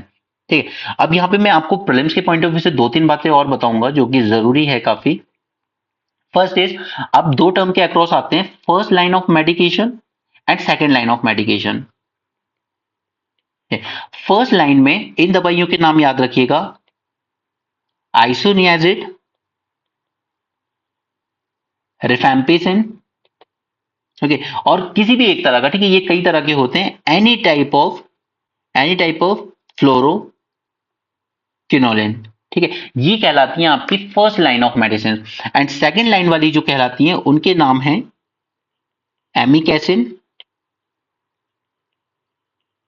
Kanamycin and capreomycin. अब ये नाम मैं आपको क्यों दे रहा हूं, डॉक्टर बनाने के लिए नहीं, बट इसलिए क्योंकि यूपीएससी ने कई बार इस तरह की दवाइयों के नाम देकर पूछा है। It is in news with respect to what, so these are used in treatment of tuberculosis. Okay, these are called as first line of defense and these are called as second line of defense medicine. Now अब first और second line को हम क्यों मान रहे हैं, क्योंकि तीन और टर्म्स हमें मिलते हैं। एक होता है multi drug resistant TB, second is XDR TB and third one is TDR TB, that is totally drug resistant. ठीक है, क्योंकि हम लोग जो ड्रग दे रहे हैं उनके अगेंस्ट अगर इस बैक्टीरिया ने रेजिस्टेंस डेवलप कर ली है कि आप खाते रहिए दवाई असर ही नहीं हो रहा उस पर, ठीक है, तो ये किस केस में कहलाते हैं तीनों चीज। मल्टी ड्रग वो जब कहलाएगा जब एटलीस्ट वो आइसो एंड रिफा इन दो के अगेंस्ट रेजिस्टेंस डेवलप कर ले, दैट इज फर्स्ट लाइन के इस मेडिसिन और ये वाली, इन दो के अगेंस्ट अगर वो रेजिस्टेंस हो चुका है तो हम उसको कहेंगे मल्टी ड्रग रेजिस्टेंट टीबी। ठीक है, फिर एक्सट्रीमली ड्रग रेजिस्टेंट टीबी की जब बात आती है तो ये यहां पर ये जो हमारे फर्स्ट लाइन डिफेंस है उनके तो तीनों, ठीक है, फर्स्ट लाइन वालों की तीनों के अगेंस्ट रेजिस्टेंस डेवलप कर लिए उसने, और सेकंड लाइन की भी एटलीस्ट तीन में से एक दवाई के अगेंस्ट वो रेजिस्टेंस डेवलप कर चुका है, यानी कि इन तीन में से भी कोई सी एक बेअसर हो चुकी है उस पर। ठीक है, यहां की तो तीनों बेअसर हो चुकी हैं और इसकी भी एक बेअसर हो चुकी है, और जो टोटल थर्ड वन है टोटल ड्रग रेजिस्टेंट, उसमें क्या होता है ऑल। ठीक है, ना तो फर्स्ट लाइन वाली वर्क कर रही है ना ही सेकंड लाइन वाली वर्क कर रही है। ओके, तो ये तीन तरह के टीबीज हमें देखने को मिलते हैं। ऑलराइट, सो यहां से यही इंपॉर्टेंट पॉइंट्स थे, बाकी सब तो मैंने आपको करवा रखा है पहले। और यहाँ पर WHO ये रिपोर्ट रिलीज करता है, ग्लोबल ट्यूबरक्लोसिस रिपोर्ट 2024। ठीक है, ये उसी का डेटा है, लास्ट ईयर भी सेम ही था, इस साल भी ये डेटा सेम ही है। ओके, ये याद रखिएगा बस, अगर आपको BPLM पूछ लिया जाए तो बेटाक्विलाइन, पेटोमेनिड, लाइनोजाइड एंड मॉक्सीफ्लॉक्सिन। ठीक है, ये न्यू रेजिमेंट बनाया गया है चार दवाइयों को मिलाकर कि ये इन सब पे बेटर इफेक्ट करेगा। और एक और टर्म मैंने आपके साथ डिस्कस किया था 20 मिनट सेशन में, दैट इज कॉल्ड एज सब क्लिनिकल टीबी। ठीक है, तब सब क्लिनिकल टीबी क्या होता है, इसका मतलब है कि अभी आपको टीबी नहीं है, बट कहीं ना कहीं अगर आप टेस्ट कराएंगे तो आप में ऐसे सिम्टम्स हैं दैट फ्यूचर में आपको टीबी हो सकता है, इसलिए हम इसको सब क्लिनिकल कह रहे हैं कि ये नॉर्मली क्लिनिकल या किसी उसमें आपको दिखेगा नहीं, लेकिन मैंने उसमें कई सारे टेस्ट बताए थे आपको, 5-6 तरह के टेस्ट होते हैं, वो अगर आप ठीक से कराओगे तो आपको पता चलेगा कि फ्यूचर में आपको टीबी होने के चांसेस हैं, इसी को कहते हैं सब क्लिनिकल टीबी। ऑलराइट, तो टीबी की बात हो गई। New coastal zone plan for Kerala, अब इसके लिए मुझे आपको पढ़ाने होंगे कोस्टल जोन रूल्स प्रॉपर, और वो इसमें नहीं हो सकता, इतना शॉर्ट नहीं है, उसको हम डिटेल में डिस्कस करेंगे इन मेंस 450 वीडियो, जो कि मैं आपको 1-2 दिन में अपलोड कर दूंगा।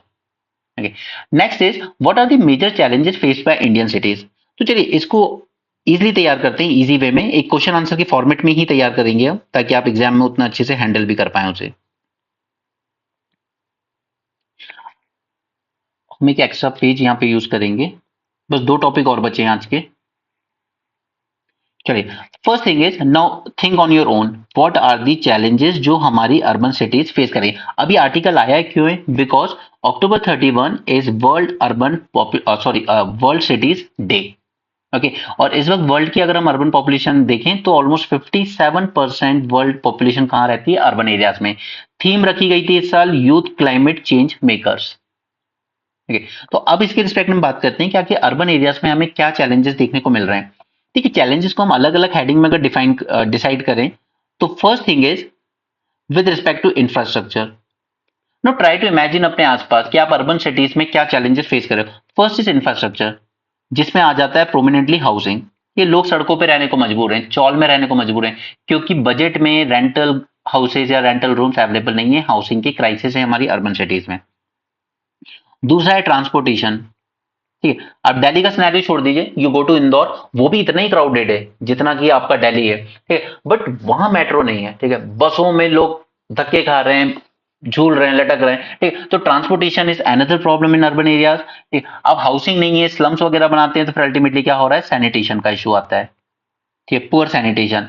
देन क्योंकि पब्लिक ट्रांसपोर्ट अगर आपके यहाँ का अच्छा नहीं होगा तो लोगों को प्राइवेट व्हीकल यूज करना पड़ेगा और उससे क्या होगा, further pollution. These are some infrastructural issue in urban cities. Next is climate change. एक नया थ्रेट इमर्ज हुआ है इन आर अर्बन सिटीज, जैसे हीट वेव्स। हैदराबाद में हर साल, इवन दिल्ली में भी कई लोगों की हीट वेव से डेथ हो जाती है, क्योंकि आपने पार्क्स उतने ज्यादा नहीं बनाए, आपने ग्रीनरी अपने सिटीज की खत्म कर दी है बिल्डिंग्स बनाने के लिए, रोड्स ब्रॉड करने के लिए। अल्टीमेटली उसका क्या हो रहा है कि वो हीट वेव के जो इंपैक्ट थे और ज्यादा हो गए in the form of urban heat island, right, या जिसे हम कहते हैं heat dome. Okay, then further is social issues. जैसे सिटीज में भी पॉवर्टी कम नहीं है, क्यों? क्योंकि हमारे यहाँ पर हम लोग क्या देख रहे हैं, जॉबलेस ग्रोथ। अब देखिए दो चीजें हैं, अगर आप वेस्टर्न कंट्रीज को आज देखें कि उनकी सिटीज इतनी डेवलप क्यों है, हमारी क्यों नहीं है, क्योंकि ये जो वेस्टर्न कंट्रीज है ना, इनकी सिटीज उस टाइम में डेवलप हुई है जब इंडस्ट्रियलाइजेशन बूम पे था। उनके इंडस्ट्रियलाइजेशन के वक्त जॉब्स क्रिएट हो रही थी, लोगों के हाथों में इनकम आ रही थी, तो उन लोगों की सिटीज उसके साथ एक्सपैंड हुई है। And don't forget the role of colonies. India हो, अफ्रीका हो, इनकी तरफ से इतना सारा पैसा लूट के पेरिस में या फिर इंग्लैंड के लंदन में, यूएसए में उसकी भी कॉलोनीज हुआ करती थी, जर्मनी की कॉलोनीज थी, ठीक है, इन सब ने अपनी जो डेवलपमेंट्स की है कॉलोनीज को लूट के की है। Okay, that is another reason. और आज जो दूसरी कंट्रीज, हालांकि चाइना के एक्सेप्शन है, बट आज जो कंट्रीज स्ट्रगल कर रही हैं अर्बनाइजेशन से, उनके पास प्रॉब्लम है कि उनकी ग्रोथ जो हो रही है सिटीज की, वो जॉबलेस हो रही है। और इस जॉबलेस को मैं एक और टर्म से रिप्लेस करता हूं आजकल, जो कि है जॉब लॉस ग्रोथ। आज हमारी इंडस्ट्रीज का प्रोडक्शन बढ़ भी रहा है, तो हम ये नहीं कह सकते जॉब्स बढ़ेंगे, क्यों? क्योंकि लोग ऑटोमेशन की तरफ जा रहे हैं। जीपीटी ने आके बहुत सारे कंटेंट क्रिएटर्स की जॉब खराब कर दी है, अगर मैं आपकी आईएएस कोचिंग इंडस्ट्री की बात करूं। ओके, तो इस वक्त हमारी सिटीज जो है वो जॉबलेस ग्रोथ से परेशान हो रही हैं, और यही है, ये जो टेक्नोलॉजी का इन्वेंट हुआ है उस वजह से क्या हो रहा है कि इनइक्वालिटी और ज्यादा बढ़ती जा रही है, right. These are some social issues. Then further challenges is governance. First thing is कि हमने डिसेंट्रलाइजेशन उतना कभी किया नहीं। हमने नाम के लिए अर्बन लोकल बॉडीज बना दी, लेकिन उनको ना फंड्स दिए, ना फंक्शंस डेलीगेट किए, ना ही फंक्शनरीज दिए, ठीक है। हमने कभी अर्बन लोकल बॉडीज का एम्पावरमेंट करने की कोशिश ही नहीं की, ठीक है। तो डिसेंट्रलाइजेशन उतना ज्यादा नहीं हुआ। दूसरा, माइग्रेशन बहुत ज्यादा हो रहा है। अर्बन रूरल एरियाज में जब भी डिस्ट्रेस आता है तो अर्बन की तरफ माइग्रेट करते हैं, राइट। इसके अलावा हमारी जो सिटी प्लानिंग है वो काफी पुअर है। अभी हमने दिल्ली में देखा था जब अर्बन फ्लड आए थे यहाँ पे, थोड़ी 2 दिन की बारिश में आपकी सिटी पूरी तरीके से जैम हो गई थी। मुंबई में अर्बन फ्लड्स आते रहते हैं क्योंकि हमारी सिटीज कभी वेल प्लान तरीके से नहीं बनाई गई, right. So these are some challenges जो हमारी अर्बन सिटीज फेस कर रही हैं आज। So what are the solutions? No, think of कि हम क्या सॉल्यूशंस में दे सकते हैं अर्बन सिटी से चैलेंजेस को हैंडल। देखिए, मैंने सिर्फ आपको शॉर्ट शॉर्ट में बताया, आप इनको इलेबोरेट कर सकते हैं। अल्टीमेटली वहां पे 150-250 वर्ड का ही आंसर लिखना है। चैलेंजेस आपने देख लिए, तो व्हाट कुड बी सॉल्यूशन? सबसे पहले जरूरत है हमें फंडिंग की, और ये फंडिंग तभी आएगी जब जीएसटी में एक फिक्स शेयर किया जाएगा अर्बन लोकल बॉडीज के लिए भी, जैसे स्टेट गवर्नमेंट्स का शेयर होता है, ठीक है। उसी तरीके से आप यहां भी फिक्स कर दीजिए कि जीएसटी में सिटीज का, अर्बन लोकल बॉडीज का भी एक फिक्स शेयर किया जाए, ठीक है। That is one solution. कि बिना फंडिंग के आप क्या नहीं कर सकते? प्लानिंग। हमें अपनी सिटी को किस तरह ग्रो करना है, किस तरीके से उसमें सैनिटेशन, वाटर क्वालिटी, या फिर क्लाइमेट चेंज के इम्पैक्ट को, अभी हमने तमिलनाडु के रिस्पेक्ट में देखा था जब उसने हीट वेव को डिजास्टर डिक्लेयर किया, ठीक है, तो वो अच्छा स्टेप है उसका। तो इस तरह की चीजें तभी कर सकती है कोई सिटी जब उसके पास फंड्स होंगी, ठीक है। प्लानिंग किया जा सकता है, आपका इंफ्रास्ट्रक्चर और ज्यादा इंडस्ट्रियलाइजेशन किया जा सकता है, ताकि क्या हो, जॉब्स क्रिएट हो, क्योंकि अल्टीमेटली जॉब्स क्रिएट होंगी तभी हम इनइक्वालिटी एंड पॉवर्टी जैसे इश्यूज को टैकल कर सकते हैं, right. Next is political decentralisation करना जरूरी है।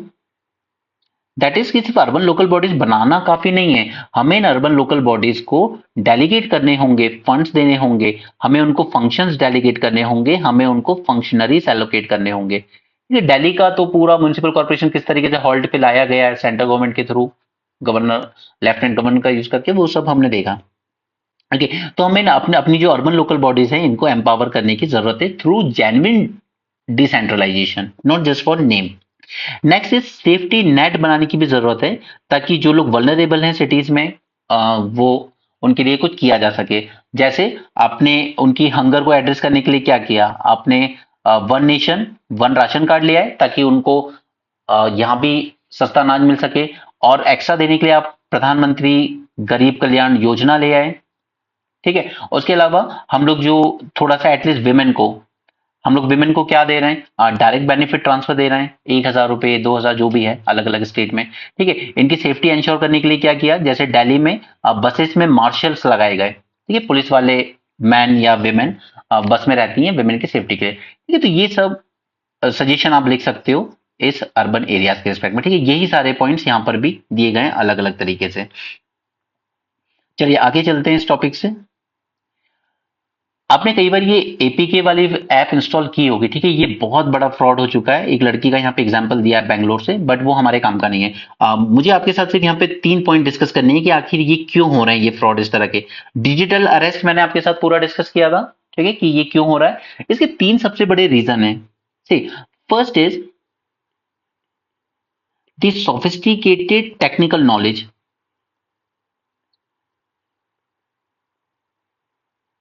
इतना नॉलेज किसी को नहीं है यार, क्योंकि हर ऐप इंस्टॉल करो आप कुछ ना कुछ परमिशन मांगती है, हमें आपके कॉन्टैक्ट एक्सेस करने हैं, हमें आपकी गैलरी करने हैं, सब लोग ओके ओके दबा देते हैं, ठीक है। तो उतना सोफिस्टिकेटेड टेक्निकल नॉलेज हमारे पास नहीं है जितना इन लोगों के पास है। जैसे डिजिटल अरेस्ट वाले में आपने देखा कि आपके पास कॉल आता है, वो वहां पे पूरा स्टूडियो बना के बैठे हैं, पुलिस स्टेशन का पूरा सेटअप लगा रखा है उन्होंने, सब कुछ है उनके पास, ठीक है। तो ये टेक्नोलॉजिकली उतना साउंड, और उनके नंबर पे, क्योंकि वो मेरे साथ भी हुआ, अगर आप उनके नंबर पे यहां से कॉल बैक करोगे ना, लगेगा ही नहीं, सिर्फ उनकी तरफ से ही आ सकता है।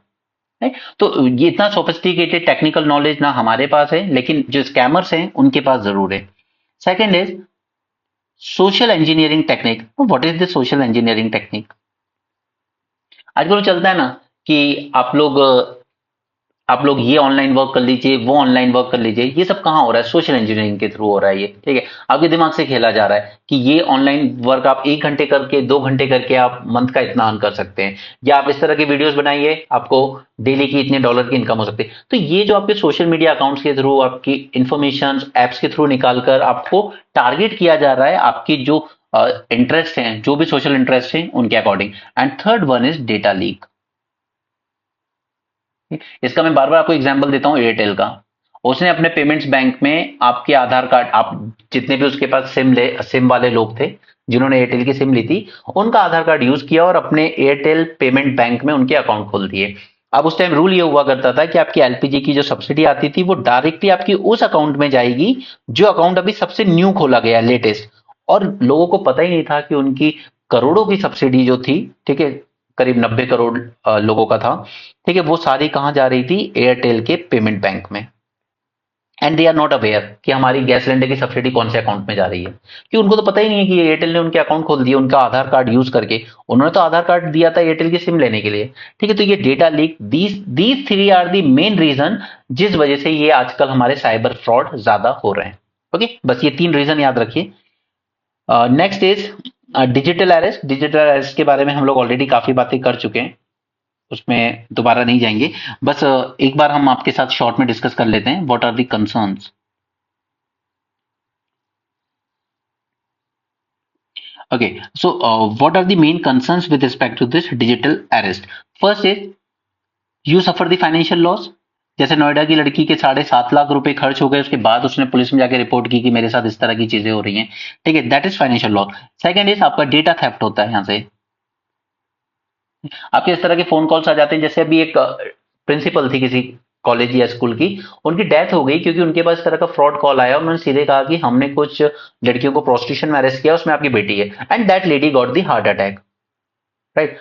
और उसके बाद जब आप इस इनके ट्रैप में फंस गए, उसके बाद वो आपसे एक एक करके डिटेल्स मांगते जाते हैं। अपना आधार कार्ड दे दीजिए, ठीक है, आपके बैंक अकाउंट का ये बताइए, यूपीआई ट्रांजेक्शन कीजिए, ऑल दोस थिंग। तो आपका जो पर्सनल डेटा है वो आप खुद ही शेयर करने लगते हैं ड्यू टू डर की वजह से। सेकेंड इज कि अल्टीमेटली ये आपके दिमाग पर एक साइकोलॉजिकल इंपैक्ट छोड़ के जाता है।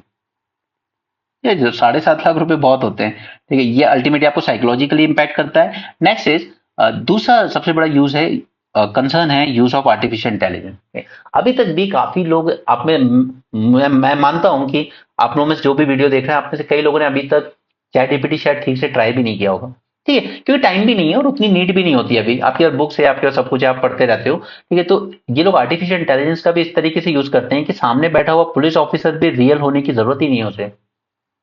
ओके, आपने इंस्टाग्राम या यूट्यूब वगैरह पे देखा होगा कि एक इंस्टाग्राम का अकाउंट फेमस हुआ था जहां पे लड़की ने बहुत अर्न किया था, बट एग्जैक्टली वो लड़की थी ही नहीं। उसने आर्टिफिशियल इंटेलिजेंस से इतना अच्छा एक इमेज बनाई थी लड़की की कि वो मॉडल की इमेज तो बना दी, बट एग्जैक्टली वो आर्टिफिशियल इंटेलिजेंस का यूज करके उसने एक डमी क्रिएट किया था। वो लड़की थी, एग्जिस्ट ही नहीं करती ऐसी कोई। ठीक है, तो यूज भी करते हैं ये लोग आर्टिफिशियल इंटेलिजेंस का, जो कि टेक्नोलॉजी उतना समझते नहीं है, at least common man. And next is कि जिस तरीके से ये टेक्नोलॉजी यूज करते हैं बहुत डिफिकल्ट हो जाता है इनको ट्रेस करना। There is difficult in tracing these people, right? So these are some concerns. So government इसके लिए क्या इसको टैकल करने के लिए क्या किया गवर्नमेंट ने? फर्स्ट इज हमने IC4 यूनिट बनाई है, वो यही सब काम करती है साइबर सिक्योरिटी को लेकर। सर्टिन बनाया हुआ है हमने इमरजेंसी के लिए। इंफॉर्मेशन टेक्नोलॉजी एक्ट में भी हमने इसको इंक्लूड कर लिया है इस तरह की चीजों को। उसके अलावा national security, national cyber security strategy. अब मैं इसको डिटेल में क्यों नहीं ले जा रहा हूं, क्योंकि हमने ऑलरेडी मेंस 450 प्लस में एक पूरा कंप्लीट सेशन किया था on India cyber security architecture. ठीक है, वहां पे मैंने ये सारी चीजें एक एक करके आपके साथ डिटेल में डिस्कस की थी। ये तो सिर्फ मैं यहाँ पे आपको डिजिटल अरेस्ट के कंसर्न बता रहा हूँ और कुछ नहीं, बाकी ये सारी चीजें वहां डिस्कस कर चुके हैं हम मेंस 450 प्लस में। ठीक है, तो अब आगे चलते हैं। ये इलेक्शन की न्यूज है, we are not concern about that. Train accidents की बात करते हैं। हमने पहले भी डिस्कस किया है इसको लेकर, आखिर क्यों हो रहे हैं इतने ज्यादा। उसमें मैन पावर शॉर्टेज तो एक रीजन है ही, ठीक है, वो एक जेन्युइन रीजन है मैन पावर की शॉर्टेज, बट उसके अलावा भी कुछ और रीजंस हैं, इनकी बात करते हैं। रीजंस,